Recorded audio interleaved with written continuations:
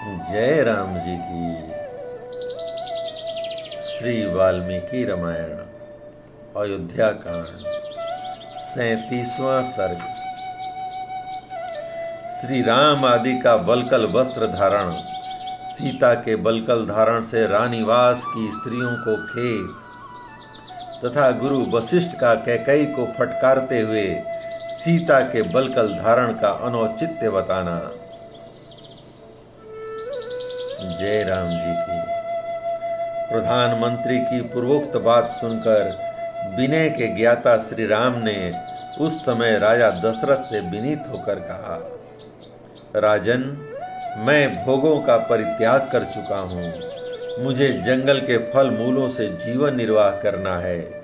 जब मैं सब ओर से आसक्ति छोड़ चुका हूँ, तब मुझे सेना से क्या प्रयोजन है। जो श्रेष्ठ गजराज का दान करके उसके रस्से में मन लगाता है, लोभ बस रस्से को रख लेना चाहता है, वह अच्छा नहीं करता, क्योंकि उत्तम हाथी का त्याग करने वाले पुरुष को उसके रस्से में आसक्ति रखने की क्या आवश्यकता है। सत्पुरुषों में श्रेष्ठ महाराज, इसी तरह मुझे सेना लेकर क्या करना है। मैं ये सारी वस्तुएं भरत को अर्पित करने की अनुमति देता हूँ। मेरे लिए तो माता कैकेयी की दासियां चीर चिथड़े या बलकल वस्त्र ला दें। दासियों, जाओ, खंती और पेटारी अथवा कुदारी और खांची से दोनों वस्तुएं लाओ।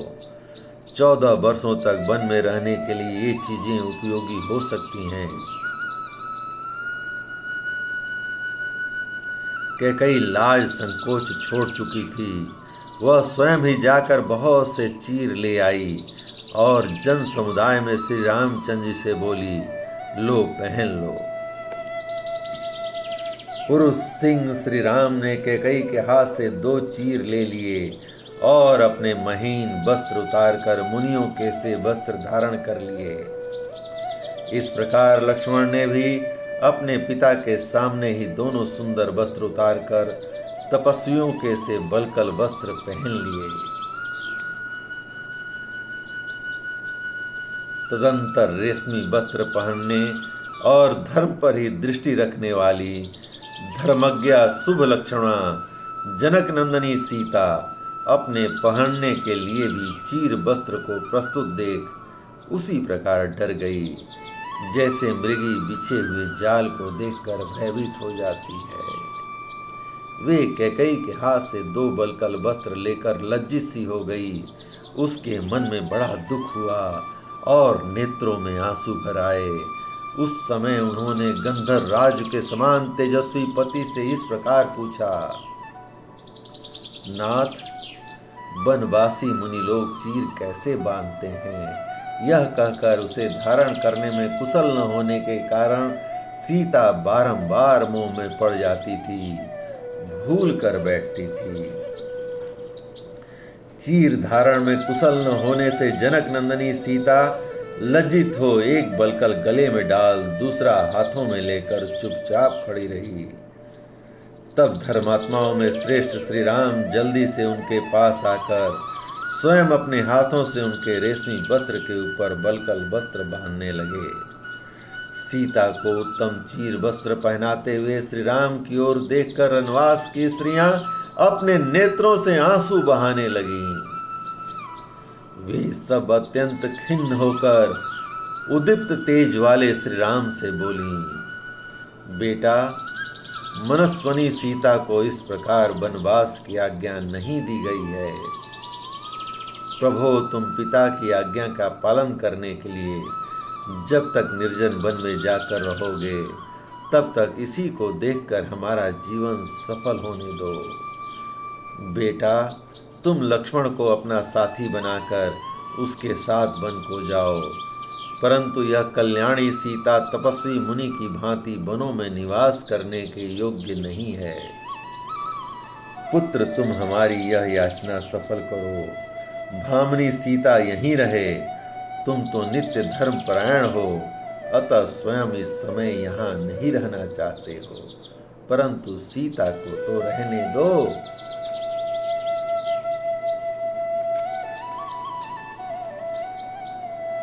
माताओं की ऐसी बात सुनते हुए भी दशरथ नंदन श्री राम ने सीता को बलकल वस्त्र पहना ही दिया। पति के समान शील स्वभाव वाली सीता के बलकल धारण कर लेने पर राजा के गुरु वशिष्ठ जी के नेत्रों में आंसू भर आया। उन्होंने सीता को रोक कर कैकई से कहा, मर्यादा का उल्लंघन करके अधर्म की ओर पैर बढ़ाने वाली दुर्बुद्धि कैकई, तू कैकई राज के कुल की जीती जागती कलंक है। अरे राजा को धोखा देकर अब तू सीमा के भीतर नहीं रहना चाहती है। शील का परित्याग करने वाली दुष्टे, देवी सीता वन में नहीं जाएंगी। राम के लिए प्रस्तुत हुए राज सिंहासन पर ये ही बैठेंगी। संपूर्ण गृहस्थों की पत्नियां उनका आधा अंग हैं। इस तरह सीता देवी भी श्री राम की आत्मा है, अतः उनकी जगह ये ही इस राज्य का पालन करेंगी। यदि विदेह नंदनी सीता श्री राम के साथ वन में जाएंगी तो हम लोग भी इनके साथ चले जाएंगे। यह सारा नगर भी चला जाएगा और अंतःपुर के रक्षक भी चले जाएंगे। अपनी पत्नी के साथ श्री रामचंद्र जी जहां निवास करेंगे वहीं इस राज्य और नगर के लोग भी धन दौलत और आवश्यक सामान लेकर चले जाएंगे। भरत और शत्रुघ्न भी चीर वस्त्र धारण करके वन में रहेंगे और वहां निवास करने वाले अपने बड़े भाई श्री राम की सेवा करेंगे। फिर तो वृक्षों के साथ अकेली रहकर इस निर्जन एवं सूनी पृथ्वी का राज्य करना। तू बड़ी दुराचारणी है और प्रजा का हित करने में लगी हुई है। याद रख, श्री राम जहां के राजा न होंगे वह राज्य राज्य नहीं रह जाएगा, जंगल हो जाएगा, तथा श्री राम जहां निवास करेंगे वह वन एक स्वतंत्र राष्ट्र बन जाएगा। यदि भरत राजा दशरथ से पैदा हुए हैं तो पिता के प्रसन्नता पूर्वक दिए बिना इस राज्य को कदापि लेना नहीं चाहेंगे, तथा तेरे साथ पुत्रवत बर्ताव करने के लिए भी यहाँ बैठे रहने की इच्छा नहीं करेंगे। तू पृथ्वी छोड़कर आसमान में उड़ जाए तो भी अपने पितृकुल के आचार व्यवहार को जानने वाले भरत उसके विरुद्ध कुछ नहीं करेंगे। तूने पुत्र का प्रिय करने की इच्छा से वास्तव में उसका प्रिय ही किया है, क्योंकि संसार में कोई ऐसा पुरुष नहीं है जो श्री राम का भक्त न हो। कैकई, तू आज ही देखेगी कि वन को जाते हुए श्री राम के साथ पशु, सर्प, मृग और पक्षी भी चले जा रहे हैं। औरों की तो बात ही क्या, वृक्ष भी उनके साथ जाने को उत्सुक हैं। देवी सीता तेरी पुत्र वधू हैं। इनके शरीर से बलकल वस्त्र हटाकर तू इन्हें पहनने के लिए उत्तमोत्तम वस्त्र और आभूषण दे। इनके लिए बलकल वस्त्र देना कदापि उचित नहीं है। ऐसा कहकर वशिष्ठ ने उसे जानकी को बलकल वस्त्र पहनाने से मना किया। वे फिर बोले, कैकई राजकुमारी, तूने अकेले श्री राम के लिए ही वनवास का वर मांगा है, सीता के लिए नहीं। अतः ये राजकुमारी वस्त्र आभूषणों से विभूषित होकर सदा श्रृंगार धारण करके वन में श्री रामचंद्र जी के साथ निवास करें।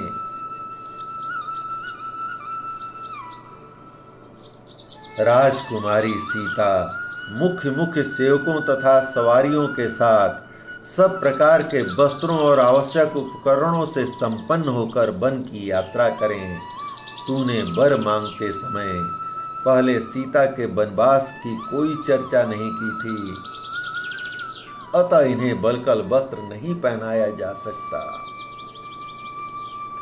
ब्राह्मण शिरोमणि अप्रतिम प्रभावशाली राजगुरु महर्षि वशिष्ठ के ऐसा कहने पर सीता अपने प्रीतम पति के समान ही वेशभूषा धारण करने की इच्छा रखकर उस चीर धारण से विरत नहीं हुई। जय राम जी की। इस प्रकार श्री वाल्मीकि निर्मित आर्ष रामायण आदि काव्य के अयोध्या कांड का 37वां सर्ग प्रभु श्री राम की कृपा से पूर्ण हुआ। जय श्री राम, जय सिया राम, जय सिया राम, जय सिया राम।